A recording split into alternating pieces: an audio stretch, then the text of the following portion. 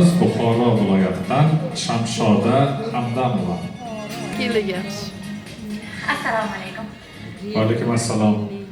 Demak, bizda bo'lgan raqamlar 1, 6, 7, 8, 10, 11, 12, 13, 14. 8. 8. Harperli. 1 daqiqa ketdi. Shada sharhlashingiz mumkin. Amerikalik mashhur yozuvchi Neil Harperli 1926-yilda Alabama shtati Montroy-Velli shaharchasida tug'ilgan.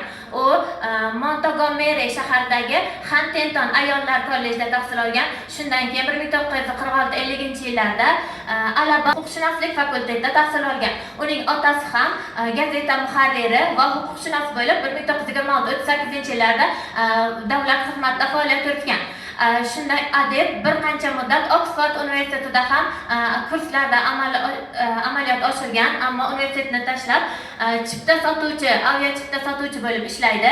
Uning mashhur romani Tokil a Mostingberg, ya'ni o'zbek tiliga Mushtali Mamadaliyeva tomonidan Mazaxchini o'ldirish nomi bilan tarjima qilingan. 59-yilda yaratiladi va 1960-yilda nashr etiladi, eng ko'p tirajda sotiladi va bu asar 1961-yilda adabiyot bo'yicha Pulitzer mukofoti bilan taqdirlanadi. 1999-yilda Library magazini AQSh tomonidan Amerikaning asrning eng yaxshi Amerika romani deya e'tirof etiladi. Adiba 66-yilda Prezident Jonson tomonidan AQSh milliy san'at a'zosi etib tayinlanadi va 10-yilda AQSh milliy san'at medali bilan taqdirlanadi. 2005-yil ATTE mukofoti, 2006-yil Notre Dame faxriy unvoni bilan, 2007-yilda eng mashhur mukofot Ozodlik ordeni bilan taqdirlangan. 2016-yilda vafot etgan uning 2015-yil Gottfried Watchman asari nashr etilgan. Tanqidchilar fikriga ko'ra bu Tokil a Mostingberg, ya'ni Mazaxchi qushni o'ldirish asarining asl nusxasi deb qaraladi.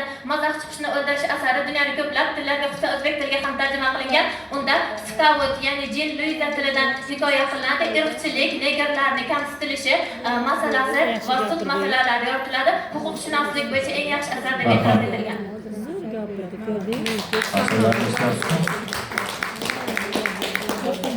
95 qo'yib yuborsin.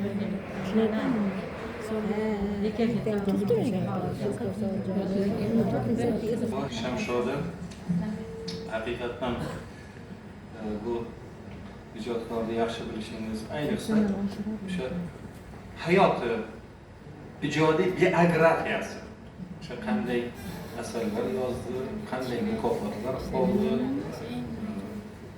ma'qul. Mana 4 kishi o'zaro muhokama qildik. İmkon boricha shu asarlarni ayrimlarini Mazaxchining o'limini bir oz kengroq bersangiz, hozirgi ahvoldan, hozirgi bahodan biz yana ham yuqoriroq qo'yishimiz mumkin edi. Har bitta talab qilingan joylarga ballar taqsimlangan.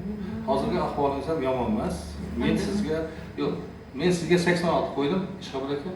86, sizdan 87. 86, 86 va 87. Rahmat.